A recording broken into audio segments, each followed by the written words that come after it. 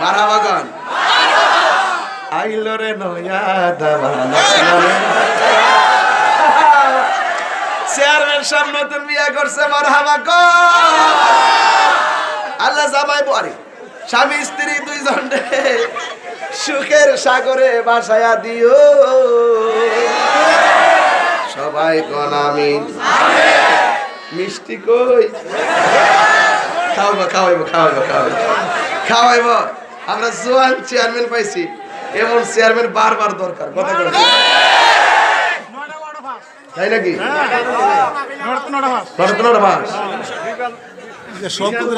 তাই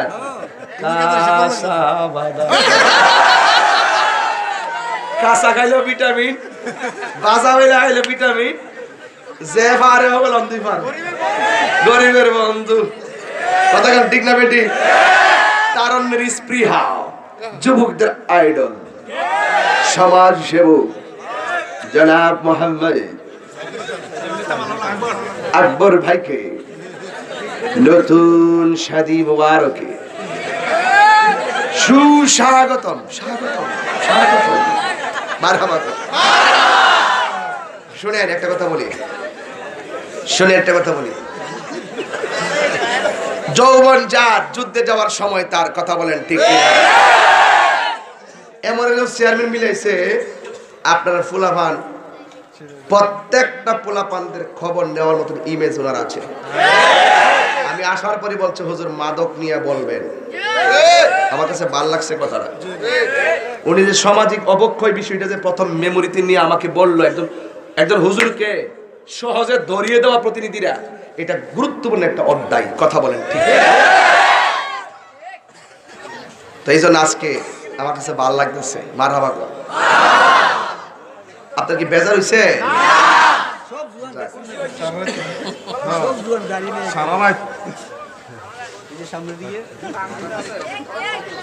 আজকে থেকে ওয়াদা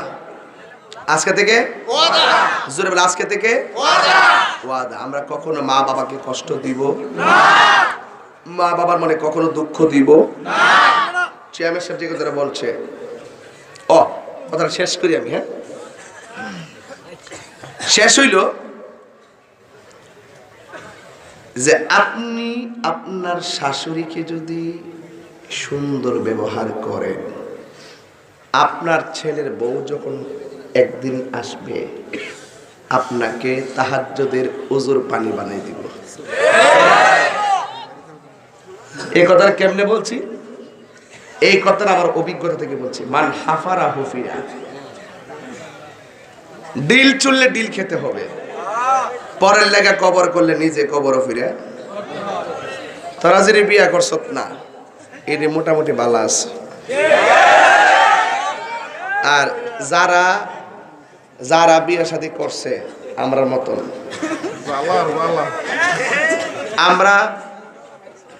আমরা চেষ্টা করি যথাযথ সবার ইজ্জতটা দেওয়ার জন্য তোমরা আজকে থেকে পোলাপান নিয়ত করো আমরা যৌতুক নিয়ে বিয়া করব না বিয়ের গায়ে হলুদ অনুষ্ঠানে ডিজে পার্টি করব না কথা বলো ঠিক কিনা বলো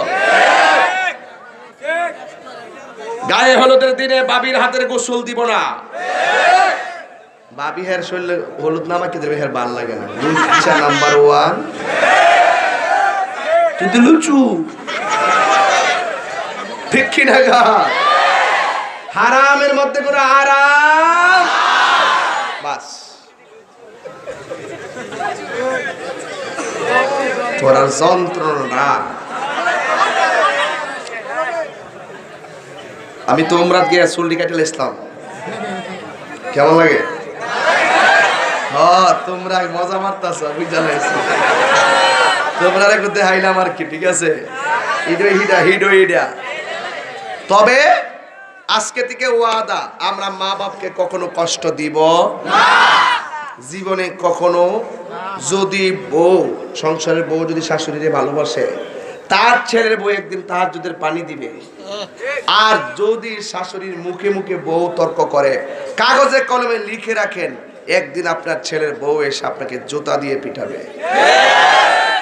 কেমনে বলছি? অভিজ্ঞতায় বলছি।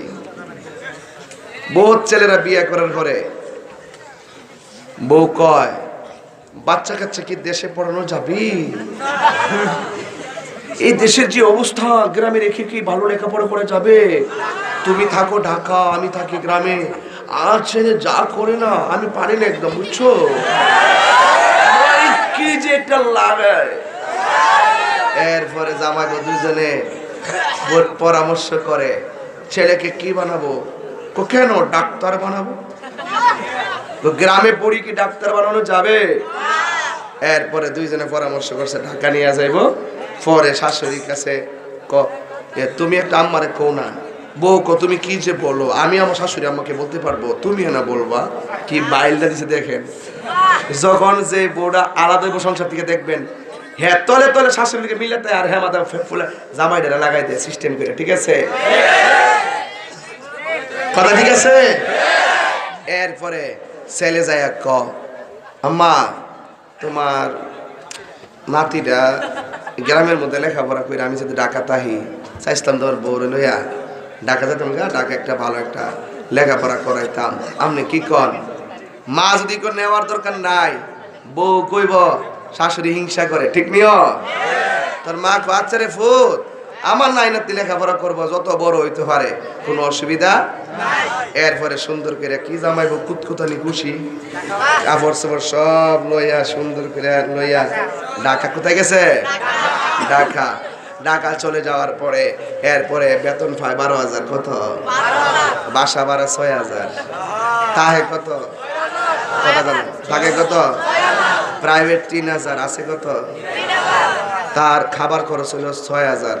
ঋণ কত? 2 মাসে 6,000, 3 মাসে 4 মাসে 12 মাসে বেতন ভাগ কত? 12,000। এখন 36,000 ঋণ হয়ে গেছে। কারণ ঋণ দিব কর্তিকা আমার জামাইকে চিন্তা করে একটা কাম করো, ঋণ তো বাইরে গেছে গা, আপাতত আমরা বাড়ির জায়গায় ঋণটা পরিশোধ করার পরে আবার ইনশাল্লাহ আমনি। এখন আর জানটা চলে না। পরে সুন্দর করে জামাই বউ বছর খানিক পরে গাঠটি গোল করে বাইক যা হান্ডি পাতি লইয়া লাস্টে ছেলে তার মারে কো, আম্মা তোমার নানাতি তোমার ছাড়া একদম থাকে না, এর লেগে লইয়া উঠছি। মা গো পুত্রে তুই আমার করে দাবি দূর করে হয়েছে রে। এই তোরা তো আমি মাস্টার্স পাস শীতলাই তুই কি করাইছিলাম? তোরা তো আমি ডাবল টাইটেল পাস শীতলাই তুই কি করাইছিলাম? আর তুই ঢাকা যায় বড় অফিসার বানাই নেবে। বাবু যে পারে সব জায়গাতে পারে, সবচেয়ে বড় হইলো দোয়া। মার দোয়া থাকলে সন্তান দেশে থেকে আল্লাহর ওলি হয়ে যায়। মার দোয়া থাকলে 10 লক্ষ টাকা যে শান্তি নাই, 10,000 টাকা সে শান্তি পাওয়া যায়। কথা বলেন ঠিক কিনা? এই মা বাপরে মহব্বত করার দরকার আছে না নাই? ভালোবাসার দরকার আছে না নাই? হায় হায় হায় হায়, আজকে থেকে ওয়াদা, আমরা কখনো নেশা করব না। এই ছেলেরা কি রাজি আছো? আমরা নেশা করব না।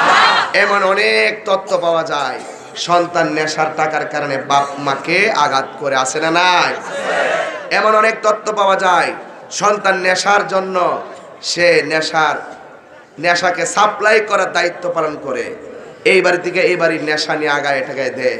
আজকে থেকে ওয়াদা করো, নেশা কি চলবে না বন্ধ হবে?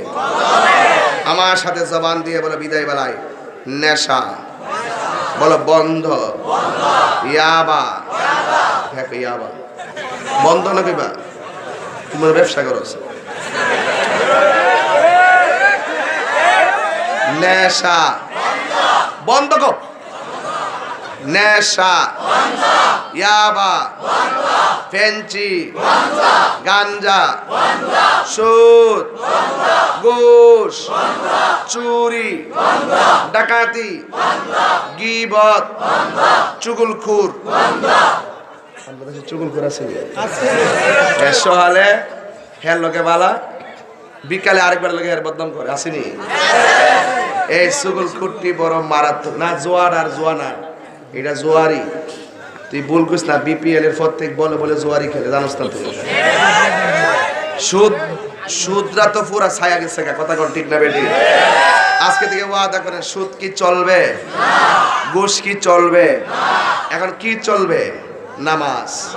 এখন বলবেন চলবে নামাজ, জোরে নামাজ, রোজা, হজ, যাকাত, ইবাদত, মহব্বত, সোহবত, খেদমত, ভালো কথা, ন্যায্য কথা, উচিত কথা, মিলাদ, কিয়াম, দুরুদ, সালাম, কবর জিয়ারত।